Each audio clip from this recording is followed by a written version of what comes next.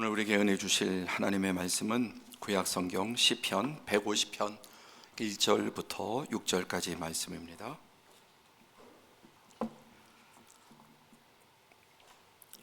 시편 150편 1절부터 6절까지의 말씀을 한 절씩 교독하겠습니다.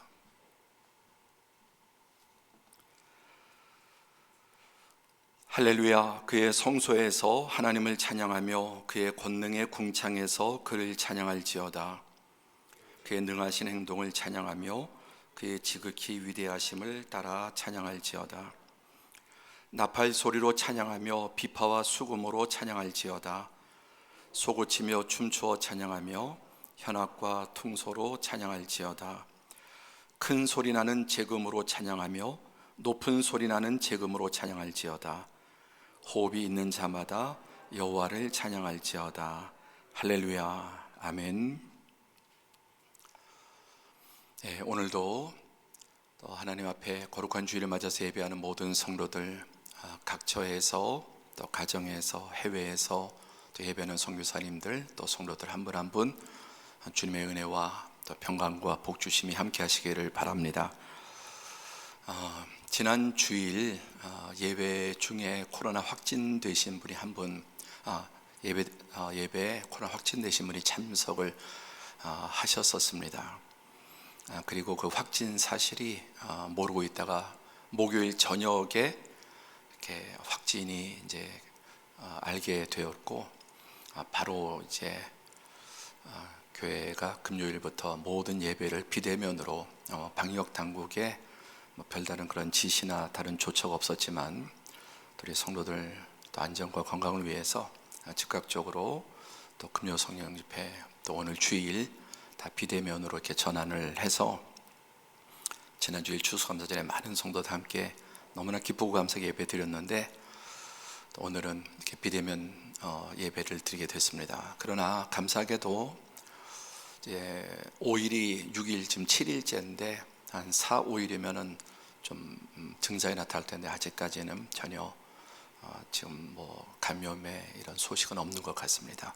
그래서 오늘 주일 지나면은 내일부터 또 예배를 정상화하려고 이렇게 생각을 합니다. 다시 공지를 드리게 될 것입니다. 지금 한 달 동안 감사의 달을 맞이해서 계속 감사에 대한 말씀을 드리고 있습니다. 낙수가 바위를 뚫듯이 이 귀하고 복된 가치가 한 번 내가 듣는다고 그것이 나에게 생활화 될 리가 만무합니다. 그래서 계속 반복해서 한 달 동안 좀 우리가 정말 이 감사를 회복할 수 있도록 하나님께서 우리를 이끌어 주시는 줄로 믿습니다. 오늘은 좀 진도를 나가기보다는 지난 한 달 동안 3주 동안 했던 설교의 핵심을 나누고 조금만 더 나가도록 하겠습니다. 첫째 주에 감사를 배우라라는 제목으로 말씀을 전했습니다. 루소의 말대로 인간은 태어날 때 타블라라사 백지 상태로 태어납니다. 그러나 이제 모든 후천적으로 배울 수 있는 능력을 하나님께서 심어주시고 이제 태어나서 모든 것들을 배워 나가게 됩니다. 그런데 인간은 타락한 인간은 태어날 때부터 뭐 생물학적이라기보다는 영적으로 DNA 속에 불평과 원망이 찌들어서 태어나는 존재다. DNA 속에 불평, 원망, 인자를 가지고 태어나는 존재다. 그러니까 태어날 때 응애 하고 울면서 태어나는 자체가 못마땅해, 싫어, 마음에 안 들어, 뭐 이런 하나의 표현처럼 생각할 수 있다는 말씀을 전해드렸습니다. 인생의 모든 것은 배움입니다. 우리나라는 2017년도 이미 자녀 하나 대학까지 보내는데 4억 이상이 들 정도로 그렇게 교육을 중시합니다. 그런데 이렇게 교육을 중시하는 이유가 이 배워야 배움의 가치가 얼마나 큰가를 보여줍니다. 그러나 우리가 모든 것을 배워도 하나님을 배우지 못한다면 그 모든 배움이 무슨 의미와 가치가 있겠습니까? 성경은 하나님의 참 인간 교육이에요. 진리의 교육이고 창조주에 대해서 또 우리가 진정한 인간으로 살아가는 길이 무엇인가를 교육하는 하나님의 교과서다라고 할 수 있습니다. 그리고 참된 이 신앙과 진리를 통해 진정한 인간성, 회복된 인간성을 만들어 주시는 것이 하나님의 교육이라고 할 수 있습니다. 그리고 그 핵심이 십계명, 1계명, 또 5계명이 하나님 사랑, 이웃 사랑. 이건 다른 말로 하나님께 감사하고 또 이웃에게도 감사하고 자연에도 감사하는 사람이 되는 것입니다. 무엇을 배워도 감사를 배우지 못한다면 그 사람의 배움은 오히려 흉기가 될 수도 있고 또 사람을 괴롭히는 것이 될 수 있습니다. 인생을 가장 크게 불행하게 하는 마음은 감사를 상실하고 불평하고 원망하는 마음이라고 할 수 있습니다. 그러나 우리 인생의 가장 복된 마음은 감사하는 마음, 하나님을 향해서 또 이웃을 향해서 자연을 향해서 감사하는 마음이 복된 마음이죠. 성경에 보면 하나님께서 다윗을 보시면서 내 마음에 합한 자라고 했습니다. 내 마음에 쏙 드는 자다. 왜 그랬을까요? 다윗은 정말 하나님을 찬양하고 하나님께 감사하는 사람, 하나님의 은혜, 여호와는 나의 목자시니 내가 부족함이 없으리로다. 내 잔이 넘쳐나이다. 온통 하나님을 찬양하고 감사하는 다윗에 대해서 하나님은 정말 내 마음에 쏙 드는 사람이라고 칭찬하시고 축복해 주신 것입니다. 그럼 우리는 자신과 자녀들에게 무엇보다 감사하는 것을 가르쳐야 합니다. 자, 두 번째, 둘째 주에는 감사를 훈련하라는 내용을 말씀드렸죠. 배움보다 강한 것, 그리고 배운 것을 실용화하고 체질화하는 것이 연습과 훈련입니다. 이 얘기 기억나시죠? 전 세계 특수부대들이 아주 놀라운 특수부대들이 많은데 세계 최강의 특수부대는 영국의 SAS라고 하는 특수부대라고 했습니다. 이 부대가 어떻게 전 세계 모든 부대 중에 특수부대 중에 최강의 부대의 명성을 떨칠 수 있느냐? 단연코 강력한 정말 인간의 한계를 초월하는 그런 훈련의 결과라고 아니할 수 없습니다. 또 우리나라 양궁 2020년 일본에서 또 우승을 했죠. 3명의 사수가 전체 10점 안에 다 넣었습니다. 어떻게 이런 일이? 대답은 너무나 간단합니다. 정말 피나는 혹독한 연습과 훈련이 이런 결과를 가져온 것입니다. 우리 해마다 우리 감사절을 맞이해서 오행시를 하는데 항상 보면은 참 잘하는 분이 있어요. 그분들은 매년 언제나 1, 2, 3등 안에 듭니다. 마치 달리기를 정말 잘하는 사람이 달리기 대회하면 우승하듯이 이 글짓기도 그런 것 같아요. 그래서 이게 재능이 참 뛰어나다고 생각을 했는데 금년에도 또 대상을 타신 권사님께 어쩜 그렇게 권사님 능력이 그 글 쓰는 능력이 훌륭한 매년마다. 그래서 어떤 애 일부러 떨어뜨려요. 계속 해마다 그분이 받으니까. 근데 그렇게 잘 쓰는데 제가 이렇게 이제 어쩜 그렇게 그 문학적인 재능이 있다 그랬더니 권사님은 아니에요 목사님, 전 정말 문학적인 재능이 하나도 없어요. 한 달 전부터 이 이제 감사 오행시 5대 감사 받으면은 내내 이 권사님 붙들고 연구를 한다는 거예요. 연습하고 쓰고 또 그 금연표 또 요즘 설교 이런 걸 다 조합해서 이렇게도 해보고 저렇게 해보고 그리고 마지막 일주일에는 일주일 내내 이거 붙들고 그렇게 열심히 쓰신다는 겁니다. 그러니까 문학적인 재능으로서 한 게 아니라 계속 연습하고 훈련해서 그렇게 써내는 거라고, 또 상 받으려고 하는 게 아니라 하나님의 은혜 교회하는 일에 적극적으로. 근데 해마다 이분은 언제나 그렇게 1등, 2등, 3등을 다투는 분이에요. 자, 근데 이번에 우리 많은 성도들이 잘 써내주셨고 열심히 해주셔서 너무나 감사한데 제가 딱 읽으면서 이건 프로다라고 느낀 게 있었습니다. 금년에 코로나 백신이라는 시제로 오행시를 했는데 한번 들어보세요. 코미디도 아니고요, 로맨스도 아니에요. 나의 삶은 주님이 쓰신 생생한 다큐멘터리. 백지에 써내려간 주님의 나를 향한 이야기. 신뢰할 수 있어요. 주님이 만드신 그리고 만들어 가실 이야기니까. 짧은데요, 저도 글을 이제 많이 쓰는 사람인데 딱 보니까 프로인 거예요. 프로. 코미디도 아니고 로맨스도 아니고 다큐멘터리고 백지에서 내려간 이런 일관성이나 이런 내용들이 아니나 다를까 이 집사님, 하지 집사님이 썼는데 이분은 방송 작가예요. 그럼 그렇지. 네. 심사하다 보니까 방송 작가가 쓰는 글이 다른 거예요. 짧지만 이렇게 만들어내기 쉽지 않거든요. 왜 그런가? 글 쓰는 훈련이 많이 되신 분이라는 거예요. 그러니까 이렇게 좋은 글을 해서 특별상을 드리기로 했습니다. 자, 무엇이든지 고도로 배우고 훈련될수록 그 사람의 가치는 상승합니다. 인생 전체가 배우고 잘 훈련되면 고도로 훈련될수록 그 사람의 가치는 더 상승하게 됩니다. 이 모든 가치 중에 가장 중요한 가치가 감사여서 감사를 훈련해야 된다. 자, 지난주 추수감사절에는 관점을 바꾸면 감사가 보인다. 너무나 어렵고 힘들고 원망스럽고 쓰라린 일이지만 관점을 바꾸어 보면은 감사가 보이는 거예요.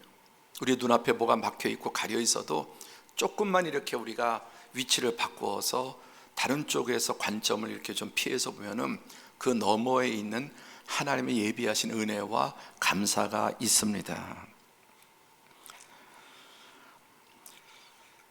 지난주에 민수기 11장 4절에 보면 그들 중에 섞여 사는 다른 인종들이 탐욕을 품어 악한 말로 원망하며, 이스라엘 백성이 애굽에서 나올 때 함께 하나님의 은혜로 히브리 민족 때문에 섞여서 함께 해방된 노예, 다른 성의 잡족들이라 그랬죠. 여러 이방 그 노예들이 함께 해방되고 가나안 땅을 유업으로 받기 위해서 가는데 탐욕을 품어 악한 말로 원망했다. 하나님의 그 놀라운 기적의 만나를 날마다 아무 수고 없이 노력 없이 값 없이 먹으면서도 계속 만나가 주어지니까 당연한 줄 알고 악한 말로 원망한, 뭐라고 말합니까? 고기도 달라. 고기도 달라. 그리고 우리가 애굽에 있을 때는 파, 부추, 참외 등등 이런 것들을 먹었는데 왜 우리를 갖다가 이 광야에 끌고 와서 허구한 날 만나만 먹이느냐, 고기를 달라 이러면서 이방의 그 노예들이 악한 말로 원망했습니다. 여러분 생각해 보세요. 하나님 고기도 좀 먹고 싶네요. 그럼 하나님이 안 주실까요?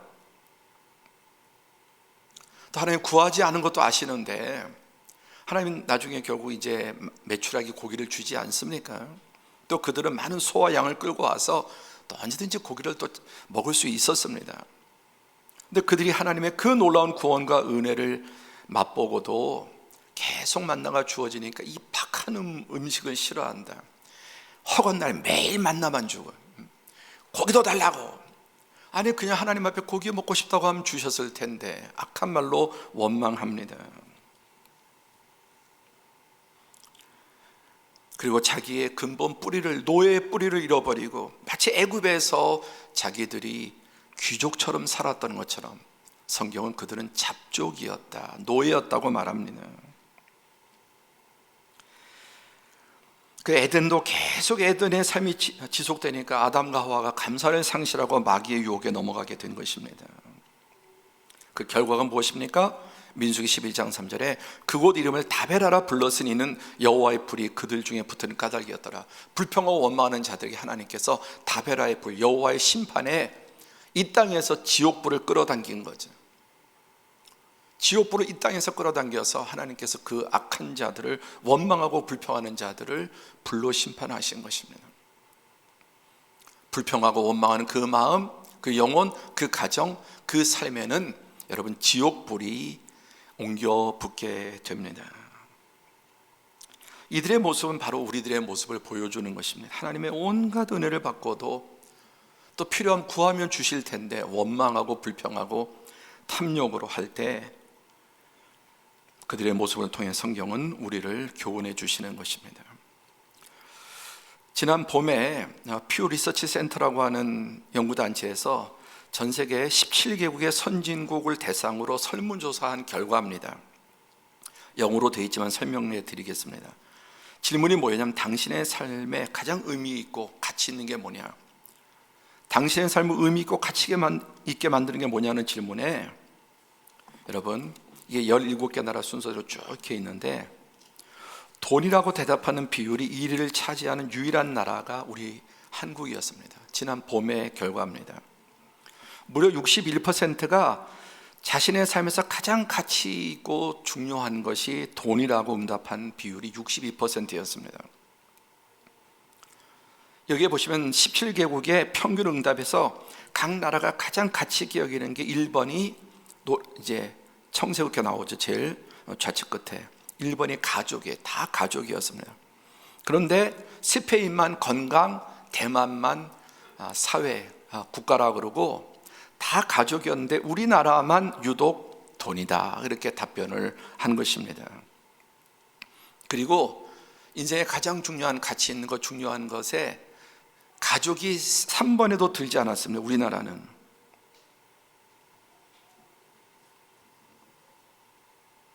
한국 사람은 직업과 친구 관계도 5위 안에 들지 않았습니다. 그런데 여기에 눈에 띄는 것은 미국 사람들만이 이 5가지 가운데 신앙이 중요하다는 게 5번째 들어온 나라가 미국이 유일합니다. 어쨌든 청교도의 나라, 개신교의 나라죠. 그래서 미국 사람은 15%가 자기 인생의 가장 중요한 가치가 신앙이다라고 답변을 했다는 것입니다. 그런데 우리나라는 신앙이 중요하다는 비율이 1%밖에 안 됐습니다. 1%. 100명 중에 1명이라는 거죠.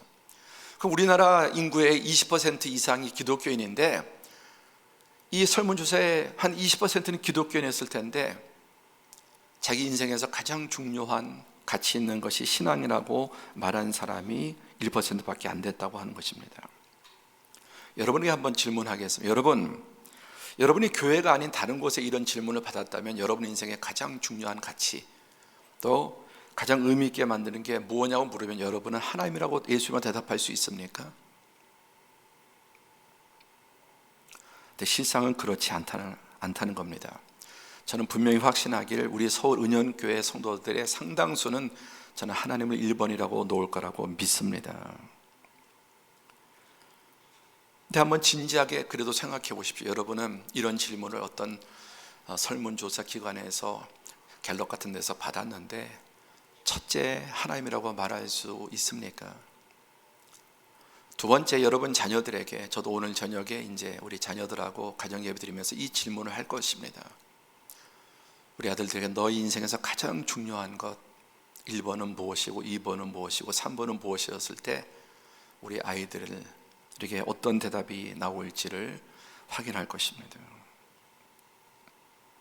그런데 여러분이 진정한 크리스찬이라면 1번 하나님, 예수님, 제가 한 달여 전에 백문일답이라는 제목으로 설교했죠.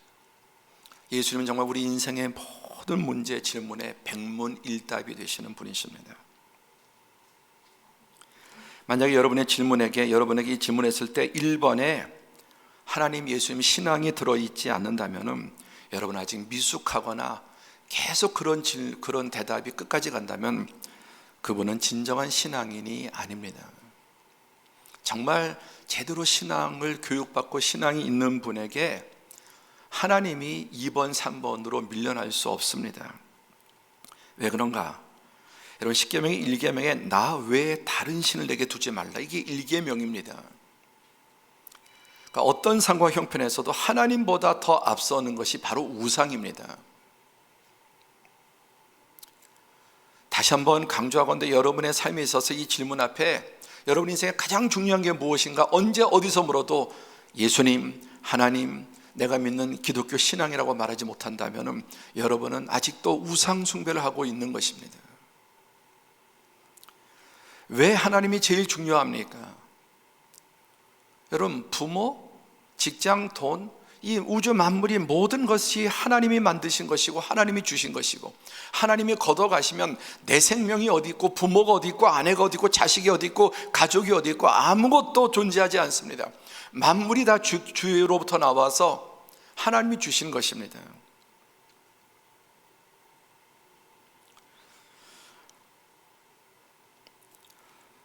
한 사회의 미래는 부모 세대가 자녀 세대에게 무엇을 핵심 가치로 가르치냐에 달려 있다는 것입니다.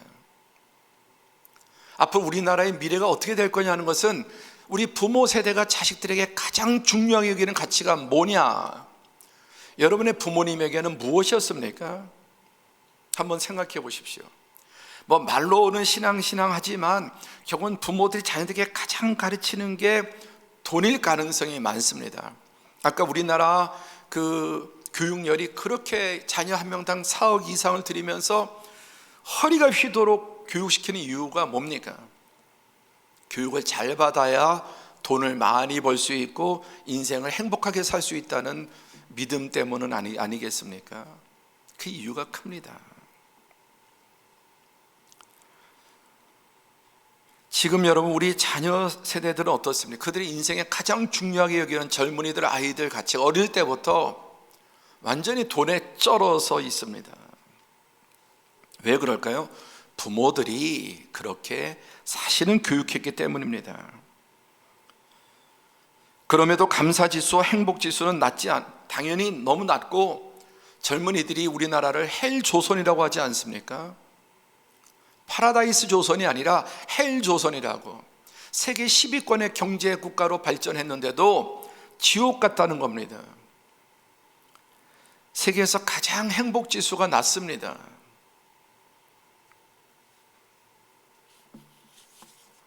관점이 돈에 매몰되어 있기 때문에 그렇습니다. 관점을 바꾸면, 그래서 경제적으로 세계에서 가장 가난한 나라들인 부탄, 방글라데시 이런 나라들이 세계 행복지수 해마다 가장 높은 이유가 뭘까요? 예수님 사람이 떡으로만 사는 게 아니다 말씀하셨습니다. 오늘 우리도 우리의 관점이 경제적인 것에 돈에 맺혀 있으면 많이 가지고도 감사하기가 어렵습니다. 관점을 바꿔야 감사가 보이는 것입니다. 자, 오늘은 이제 마지막 결론으로 감사를 넘어 찬양으로 한번 같이 해보실까요? 시작. 감사를 넘어 찬양으로. 시편 150편은 하나님의 백성들이 날 때부터 죽을 때까지의 모든 상황과 형편과 가정, 또 다사다난한 인생의 여러 실존의 모습들을 보여줍니다. 시편 150편 전체 가운데. 그래서 하나님의 자녀들이, 백성들이 이 땅을 살아가면서 겪을 수 있는 모든 종류의 상황과 그 상황 속에서도 어떻게 하나님과 연관을 맺고 하나님을 의지하고 하나님의 힘으로 그것을 이겨나가는가를 보여주는 것이 시편의 내용들입니다. 그런데 그 중에 시편 146편부터 150편까지 5편은 시편 전체의 결론인데, 이 모든 시편은 보시다시피 할렐루야로 시작해서 할렐루야로 끝납니다. 시작이 146편부터 50편까지. 그러면서 여기 보세요.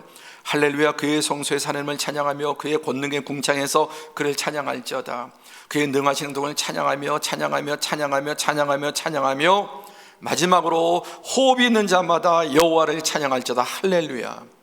이 시편 150편에만 찬양하라는 말씀이, 명령이, 권유가 13번이나 나옵니다. 자, 이렇게 말할 수 있는 시인의 마음을 한번 생각해 보십시오. 황폐하겠습니까? 눌려 있겠습니까? 얼마나 이 시인이 막 화라산처럼 폭발하는 그 마음의 감사가 가득하면, 그냥 감사가 넘어서 감사가 폭발하니까 찬양으로 나오는데, 이 150편 1절 6절에만 찬양하라는 말씀이 13번이나 명령이에요. 권유를 넘어서 찬양할지어다 명령합니다. 자, 이렇게 말할 수 있는 시인의 마음이 지금 우울하고 눌려있고 불평과 원망에 찌들어 있는데 이런 시가 나올 수 있을까요? 얼마나 그 안에 감사와 기쁨이 가득하면 이렇게. 다시 한번 말씀드리되, 시편은 1편부터 150편까지 인생의 수많은 상황, 정말 전쟁도 있고 질병도 있고 배신도 있고 파산도 있고 가정이 깨어지는 온통 이런 상황 속에서도 그들이 어떻게 하나님을 붙잡고 하나님을 의지하고 이겨냈느냐를 보여주는데, 마지막 결론은 뭐냐? 5편 전체가 할렐루야, 하나님을 찬양하라. 그리고 최후의 150편도 이러한 하나님을 찬양, 터져 나오는 정말 폭발하는 찬양으로, 감사로 마치고 있다는 것입니다. 이 내용을 보면은 찬양의 대상과 장소는 어디인가, 그 성소에서 하나님을 찬양하며 그 권능의 궁창에서, 이 성소는 마음의 성소인 영혼으로부터 시작해서 땅의 성소인 작은 지성소는 작은 곳입니다. 그 가장 작은 곳 내 내면에서 출발해서 그 권능의 궁창은 우주를 말합니다. 그러니까 한 개인의 영혼 속에서부터 이 우주에 이르기까지, 우리가 지금 속해 있는 이 태양계가 속해 있는 은하계의 사진인데, 특수 촬영으로 쫙 장시간 노출로 해서 이렇게, 근데 이 은하계 이쪽 끝에서 이쪽 끝까지 빛의 속도로 10만 년을 달려야 이 끝에서 이쪽 끝까지 달려요. 빛의 속도로. 그런데 여러분, 이런 은하계 안에 수조개의 별이 있는데, 은하계가 수조개가 있다는 거예요. 은하계가 2조 개 이상이 있다는 겁니다. 지금 밝혀진 것만도. 현재까지 과학이 밝혀낸 우주의 별의 총합이 얼마냐? 7조 곱하기 1,200억. 도무지 읽기도 어려운 7조 곱하기 1,200억을 곱해야 우주의 별들이, 그런데 이것도 계속해서 또 새로운 별들이 생겨나고 늘어나고 있습니다. 은하계만 2조 개가 넘는다는 겁니다. 그리고 하나의 은하계 안에 태양처럼 빛을 내는 항성이 100조 개 이상이다. 도대체 이게 무슨 말인지 너무너무 어마하게 하기 때문에 우리는 감도 잡히지 않아요. 지금 우리가 이렇게 예배드리는 시간, 우리 이 은하계가 1초에 630km로 달려가고 있다. 은하계죠. 왜? 우주가 확장되기 때문에. 하루에 5,184만 킬로, 1년에 189억 킬로, 189억 킬로를 이 은하계 전체가 싹 달려가거든요. 1초에 630km. 그러니까 이 모든 우주 만물이, 한 지극히 개인의 영혼부터 시작해서 우주 만물이 다 하나님을 찬양하는, 하나님의 존재와 성품과 창조와 통치와 그 기이한 능력과 구원과 섭리를, 하나님을 찬양하지 않을 수 없는 것입니다. 두 번째는 찬양의 이유죠. 그의 능하신 행동, 전능하신 하나님, 불가능이 없으신 하나님. 이 우주 만물을 만물 한마디로, 말씀 한마디로 빛이 있으라, 별들이 있으라, 말씀 한마디로 이 모든 것을 창조하신 전능하신 하나님. 그의 지극히 위대하심, 그 위대하심은 지극히 형언할 수 없는 위대하심을 찬양하라. 그분의 존재, 성품, 그분의 창조, 통치, 기이한 능력과 구원과 섭리, 그 중에 가장 우리가 찬양해야 될 게 하나님의 구원. 하나님이 세상을 이처럼 사랑하사 나를 위해 독생자를 주신 그 하나님의 사랑, 영원한 찬양의 대상이죠. 찬양의 방법, 나팔소리, 비파, 수금, 소고, 그리고 퉁소로, 또 춤추면서 큰 소리, 또 낮은 소리 나는 온통에, 우리도 지금 악기가 피아노도, 팀파니도, 첼로도, 또 바이올린도, 그렇게 오케스트라처럼 모든 세상의 악기를 동원해서 또 새로운 악기를 만들어서 하나님을 온 우주 만물이 다 찬양해야 되는, 춤으로 찬양하고, 문학으로 찬양하고, 예술로 찬양하고, 음악으로 찬양하고, 미술로 찬양하고, 과학으로 찬양하고. 여러분, 이 찬란한 과학의 발전도 인류 문명이 아니라 하나님의 능력이에요. 왜? 그 인간을 하나님이 만드셨어요. 그러니까 과학이 발달할수록 하나님과 맞먹지 말고, 인간을 이렇게 위대하게 하나님의 형상으로 지으신 하나님이 찬양받아야 되는데 인간이 교만하게, 거만하게 자기 스스로 높아지는 것이죠. 찬양해야 될 자들이 누구입니까? 호흡이 있는 자마다, 모든 생명이 있고 의식이 있다면 하나님을 찬양해라. 무생물도, 그들은 우주 만물의 존재 자체가 하나님의 광대하심과 크심과 하나님의 위엄을 찬양하는 것입니다. 호흡이 있는 자마다 여호와를 찬양하라. 하나님을 찬양하는 것에서 여러분, 열외인 존재는 아무것도 없는 것입니다. 이 시편 150편은 이 땅을 살아가면서 여러 가지 정말 가지 일과 문제와 어려움과 환란이 있지만 그럼에도 불구하고 우리의 최종 결론은 하나님을 영원히 찬양하는 것입니다. 자, 이걸 보시면 1원도 돈이고 5만 원도 돈이죠. 우리가 무심코 이렇게 생각하면 간단한데, 여러분 5만 원은 1원이 몇 개 모여야 됩니까? 이 5만 원 한 장이 되려면 1원짜리가 5만 개가 모여야 돼요. 5만 개가. 이렇게 생각하면 놀라워요. 한번 1원짜리 5만 개를 모으려고 해보세요. 그런데 이 5만 원짜리 지폐 안에는 1원짜리가 5만 개가, 또 수표에는 막 1억 개가 들어있을 수도 있고 100억 개가 들어갈 수도 있어요. 무슨 얘기냐? 우리가 일상에서 늘 감사하는 이런저런 온갖 감사들 가운데 그건 사실 1원짜리 5원짜리 밖에 안 돼요. 우리가 받은 모든 하나님의 은혜에 가장 감사한 것은 단연코 예수 그리스도를 통한 하나님의 구원입니다. 이것은 내가 평생에 받은 모든 은혜를 다 합친 것보다 하나님이 나를 사랑하셔서 허물과 죄악으로 죽었던 반역자를 예수 그리스도의 십자가로 죄사하시고 용서하신 것, 하나님의 자녀 삼으신 것은 온 우주의 가장 큰 하나님의 은혜예요. 저 수족의 은하계보다 더 큰 은혜가 구원의 은혜예요. 성경의 최종 결론은 그래서 요한계시록 구원하심이 보좌에 앉으신 우리 하나님과 어린 양께 있도다. 모든 것이 찬양의 대상이지만 그 중에 제일은 구원이니라. 할렐루야. 감사를 상실한 마음은 교만과 욕심이 지배하는 마음입니다. 그 사람 속에 교만과 욕심이 있으면 하나님께도 사람에게도 자연에게도 감사하죠. 왜? 다 자기가 받고 누릴 자격이 있으니까. 그러나 감사하는 마음은 겸손과 자족의 토양과 뿌리에서 맺어지는 착하고 선한 열매예요. 교만의 뿌리는, 원망의 뿌리는 교만과 욕심입니다. 엄남미라고 하는 작가가 이런 책을 썼습니다. 삶을 변화시키는 감사 메모. 근데 이 책을 쓰고 있는데 11살 된 아이가, 둘째 아들이 이제 엄마가 감사에 대한 책을 쓰고 있는 걸 보면서 옆에서 이렇게 말해 주었다고 합니다. 엄마, 감사하면 달라지는 것이 뭔지 알아? 그래서 감사하면 뭐가 달라질까? 혹시 재혁이는 아니? 엄마한테 말해봐. 그걸 좋은 감사의 글감으로 책에다 실어주면 좋을 것 같구나.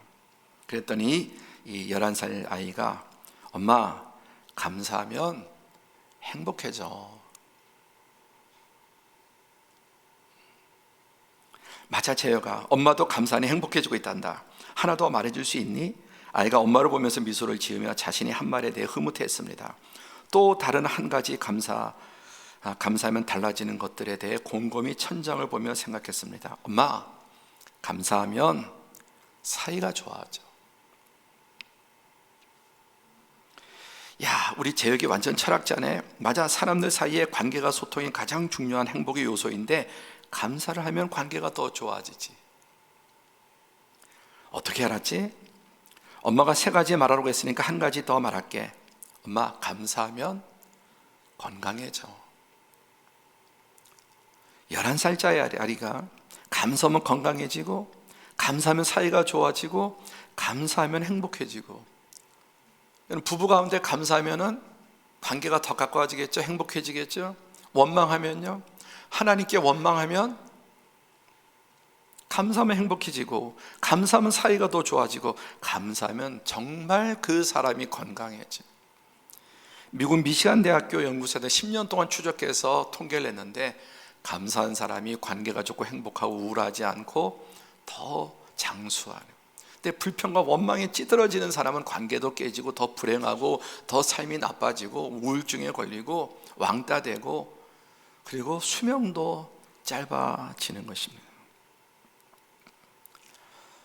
지난주에 이 말씀으로 마쳤습니다. 감사는 가장 높은 형태의 생각이다.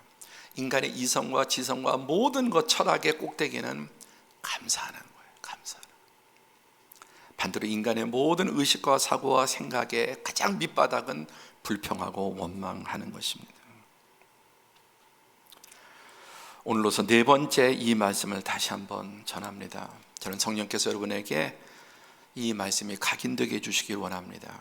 사람은 두 종류의 사람, 세상을 살아갈 때, 첫째는 공로의식, 나는 자격이 있다, 난 대우받을 자격이 있고 이렇게 누릴 자격이 있고 이렇게 부역에 살 자격이 있고 난 이 자리에 오를 자격이, 왜? 내가 노력했고 내 능력이고 내가 이를 위해서 얼마나 피나게 노력했는데, 얼마나 내가 기여했는데. 이 사람은 공로의식으로 사는 사람이 인본주의자예요.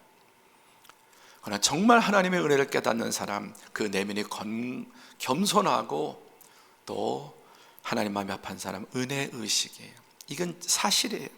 나는 아무 자격도 없는 하나님의 은혜로 나의 모든 것이, 나의 나 되는 것이, 이 자리에 있는 것이 하나님의 은혜예요. 자격 없는 자에게 주시는 하나님의 은혜를 고백하는 것입니다. 말씀을 정리합니다. 제가 작년에 추수감사절의 말씀을 이제 감사절 준비하면서 인터넷을 좀 검색하고 자료를 찾기 위해서 하다가 우연히 우리 교회 성도님 한 분이 매주 설교를 이렇게 요약을 해서 본인 블로그에다가 계속 그 설교를 요약해서 올리는 것을 보게 됐습니다. 인터넷을 이렇게 다른 걸 찾다가, 근데 보니까 이 사진이 눈에 띄는 거예요. 10,000가지 이유. 그러면서 거기에 이제 이분이 10,000가지 이유를 시작하게 된 계기를 쓰고 계속 써내려가고 있는 이야기를 보았습니다. 이제 1년이 지났는데 우리 이 감사 노트를 순종하고 쓰신 주인공인 임현열 성도님, 오늘 우리 감사의 달 마지막 간증으로 좀 마무리하면 좋겠습니다. 우리 임현열 성도님은 대학에서 국어를 가르치시는 국어 국문학과 교수님이시기도 한데, 참 이렇게 앞에 간증을 부탁드렸을 때 사실 잘 안 하시려고 할 텐데 흔쾌히 이렇게 아멘하고 순종해 주셔서 우리 감사 노트 어떻게 1년 동안 써오셨는지 우리 큰 박수로 간증을 듣도록 하겠습니다.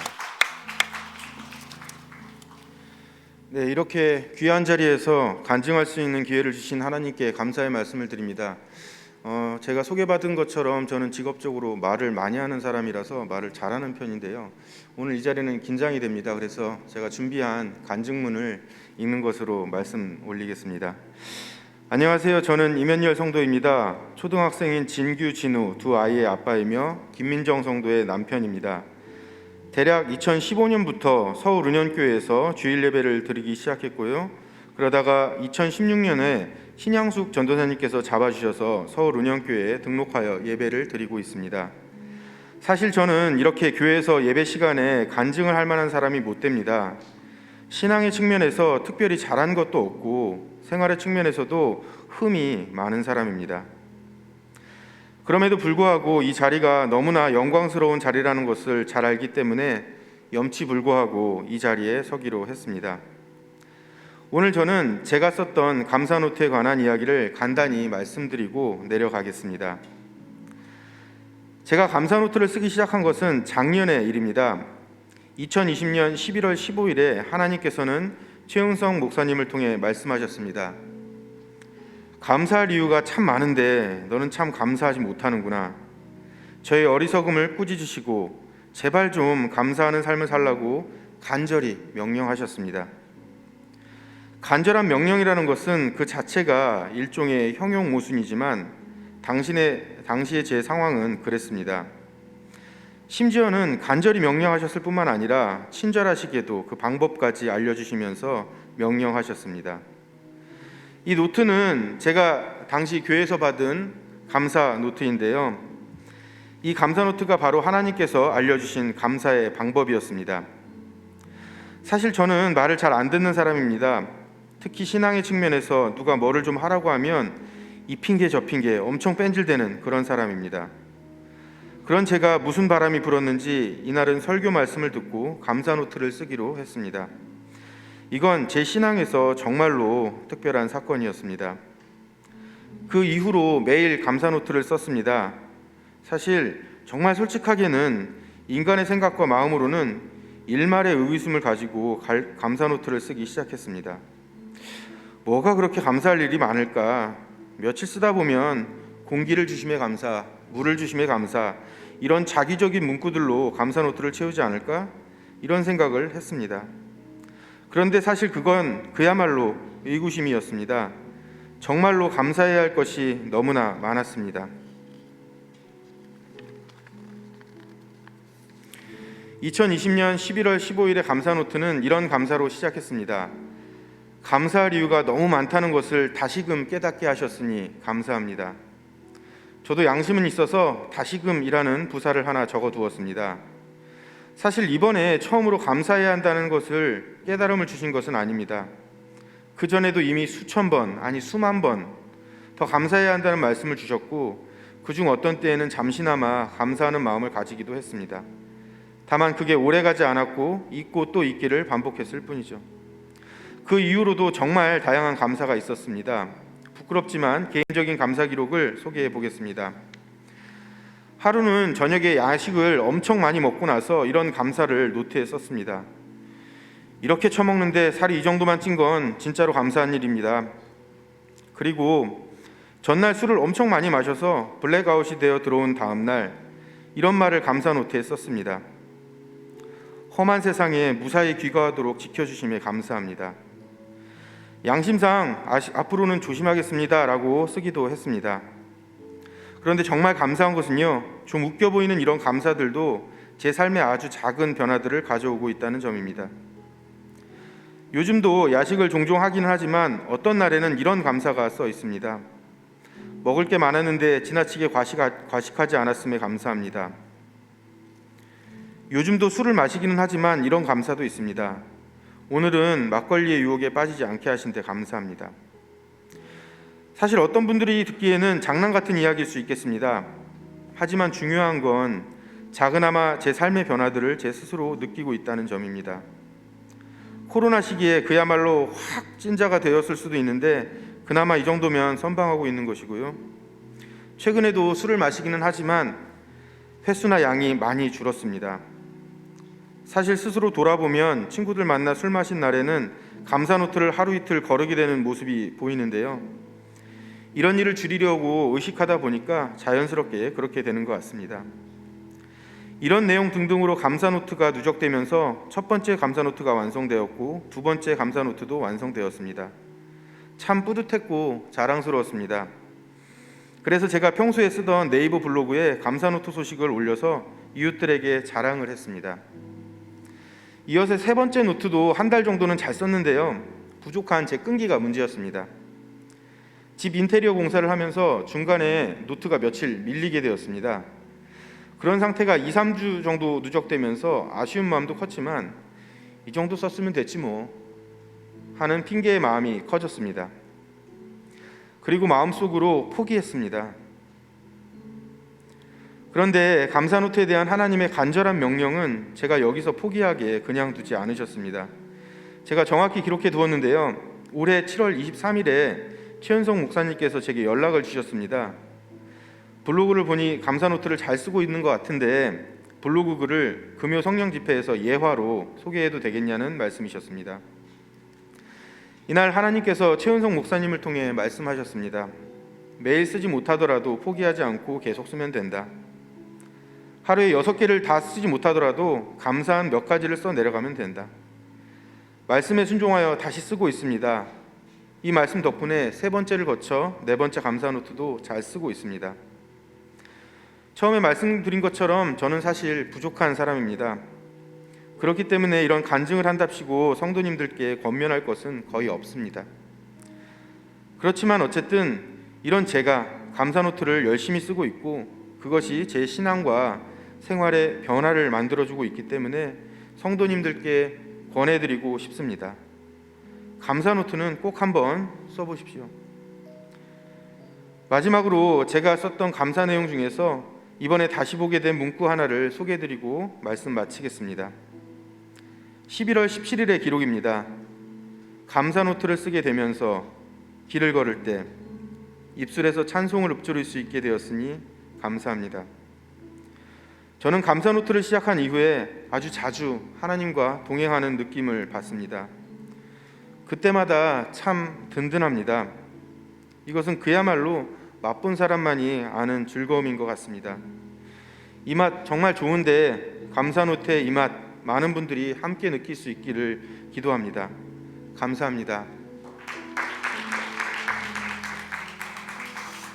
예, 감사합니다. 어려운 부탁이었지만 이렇게 또 감사하는 마음으로 수락해서 귀한 간증 감사하고, 우리 성도님은 사실 그동안 교회 가장 아웃사이드에 계셨는데 이 감사 노트를 통해서 교회 가장 인사이드로 강단에까지 나오시게 된 것, 정말 감사 노트의 힘이라고 생각을 합니다. 저도 감사 노트를 당연히 쓰고 있는데 저는 의외로 더디어서 아직 한 권도 못 채웠습니다. 저는 1번부터 10,000번까지를 쓰기로 작정하고, 그래서 지난 1년 동안 오늘 아침까지 1511번밖에 못 썼습니다. 근데 저도 우리 성도님 간증 중에 일부러 만들어 지워서 채우려고 과거에 많이 그랬거든요. 근데 그렇게 하지 말자. 저도 중간에 며칠 끊긴 적도 있고 그렇지만 또다시 하면서 계속 이어왔는데 10,000개가 생각보다 쉽지 않습니다.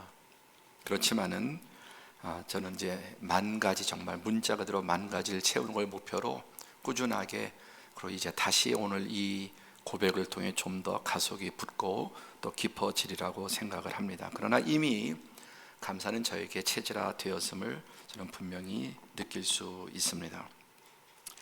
지난 한 달 동안 전했던 말씀, 감사를 배우라, 감사를 훈련하라, 그리고 관점을 바꾸면 어떤 상황에서도 감사가 보인다. 지금 여러분 불평과 원망과 고통과 낙심과 아픔 속에도 관점을 조금 바꾸면 그 뒤에 하나님의 놀라운 섭리와 은혜가 보이게 될 것입니다. 한 가지 이야기를 더 드리고 마치려고 합니다. 2차 대전을 일으킨 독일의 아돌프 히틀러 총독, 이 히틀러가 일어났을 때, 정권을 잡았을 때 독일의 개신교회도 마치 히틀러가 메시아나 되는 것처럼 칭송을 했습니다. 이 사진에 보는 것처럼 독일의 교역자들, 성직자들도 이렇게 열렬하게 히틀러를 환영을 했습니다. 그런데 이때 디티트 본 회퍼라고 하는 목사하고 천재적인 신학자입니다. 대단히 유명한 분입니다. 그런데 이 히틀러는 젊은 나이에 이 히틀러의 광기, 독일 국민들의 광기를 간파하고 그는 반나치 운동을 벌이고, 또 그런 유명한 말 하죠.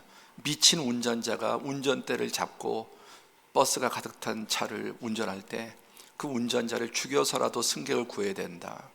그런 마음으로 목사이자 신학자인 이 본 회퍼가 히틀러 암살 조직에 가담을 했습니다. 그리고 히틀러를 암살하려고 하는 준비를 하다가 게슈타포에 발각이 되고 체포가 되어서 2년 동안 옥살이를 합니다. 그리고 1945년 8월 19일, 이제 독일이 무너지기 직전에 39세의 나이에 교수형으로 세상을 떠나가게 됩니다. 그는 그 전에 미국의 교수 자리도 제안을 받았지만 거절하고 자기 조국을 위해서 그 히틀러를 제거해야 된다는 믿음과 신념으로 반나치 운동을 벌이다가 이렇게 젊은 나이 천재적인 신학자가 교수형으로 세상을 떠났습니다. 그러나 그의 전기에 보면은 이러한 설명이 있습니다. 예수 그리스도의 증인, 그리고 깊이 생각하는 사람, 그리고 악에 저항하는 사람, 그 큰 악, 히틀러에 저항하다가 비록 순교를 했지만 참 위대한 하나님의 사람이었습니다. 이 본 회퍼 목사님이 작사한 찬양이 있습니다. 그 찬양을 드리고 마치겠습니다.